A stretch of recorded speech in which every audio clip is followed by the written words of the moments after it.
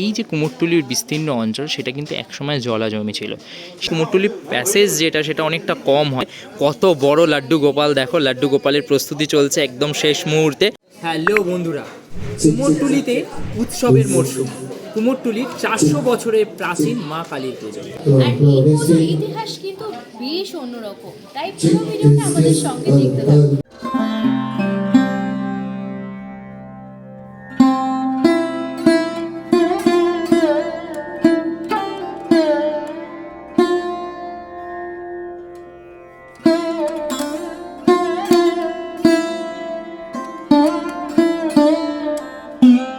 বসন্তের একদম এই প্রান্তে এসে কুমোরটুলিটা কিন্তু একদম ফাঁকা হয়ে যায়। দেখো কুমোরটুলির সমস্ত যে স্টুডিও বা গোলাগুলো রয়েছে সেগুলো একদম কাজের যে চাপ সেটা একদম নেই, পুরো ফাঁকা। প্রত্যেকটা স্টুডিও যেদিকেই চোখ যাবে সেদিকেই তোমরা দেখবে ফাঁকা স্টুডিও।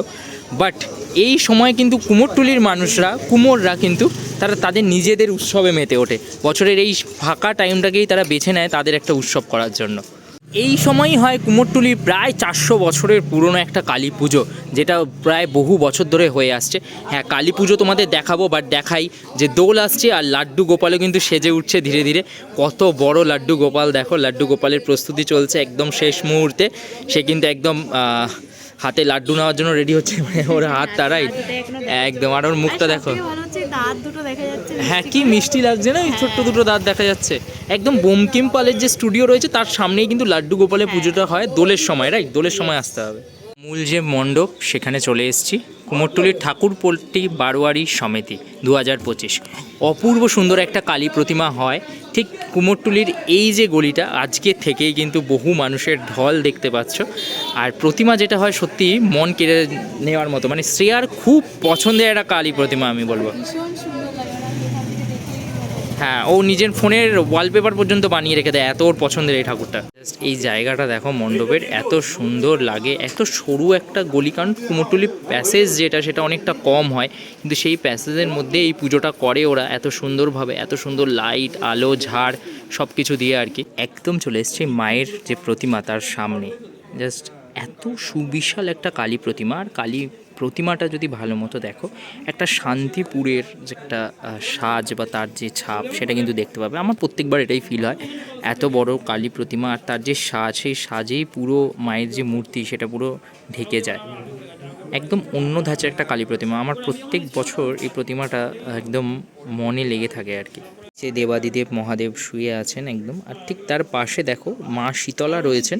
আমরা সাধারণত বসন্তকালে মা শীতলার পুজো করে থাকি, আমাদের শ্রীরামপুরেও হয়েছে আর কি। এখানে কিন্তু ব্রহ্মাদেবকেও দেখতে পাচ্ছ। কুমোরটুলির এই জায়গাটা যদি তোমরা দেখো, বেশ ঘিঞ্জি একটা জায়গা, কিন্তু জায়গাটার খুব অল্প পরিসরে অনেক অনেক বাড়িঘর থাকে, অনেক স্টুডিও রয়েছে সেখানে আগুন লেগে যাওয়ার একটা বিষয় অনেক সময় চিন্তা থাকে আর কি। সেই থেকে কিন্তু সেই চিন্তা দূর করতে কিন্তু ব্রহ্মার পুজো করা হয় এখানে। এটা একটা খুব সুন্দর কমপ্লিট প্রতিমা, যেখানে কিন্তু মায়ের রূপ আমরা পেয়ে থাকি, সেখানেই মায়ের পুজো হয়। তো এটা একটা অন্যরকম অনুভূতি। এইখানে কিন্তু একটা খুব ইন্টারেস্টিং, মানে এই কালী পুজো এই অসময়ে কেন, মানে বসন্তের শেষে কালী পুজো কেন? এই যে কুমোরটুলির বিস্তীর্ণ অঞ্চল সেটা কিন্তু একসময় জলাজমি ছিল।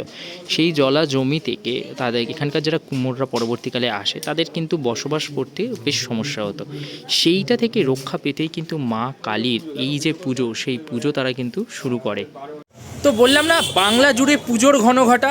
কুমোরটুলি যদি ফাঁকাও থাকে তাহলেও কুমোরটুলিতে কিন্তু উৎসবের অভাব হয় না। যাই হোক, তো পরপর তোমাদের বেশ কয়েকটা উৎসবের একদম মরশুমে আবার ঢুকে গেছে, কারণ দোলও আসছে।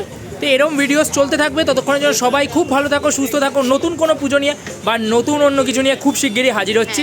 হ্যাঁ, আমরা দুজন আজকে একটুখানি শপিংও করেছি বেসিক্যালি, বাট সেটা ব্লগ রিলেটেড শপিং। সেগুলোর ইম্প্যাক্ট খুব শিগগিরই দেখতে পাবে। ততক্ষণের জন্য সবাই আশীর্বাদ করতে থেকো, ভালোবাসা দিতে থেকো এইভাবে। Tata and Durga Durga.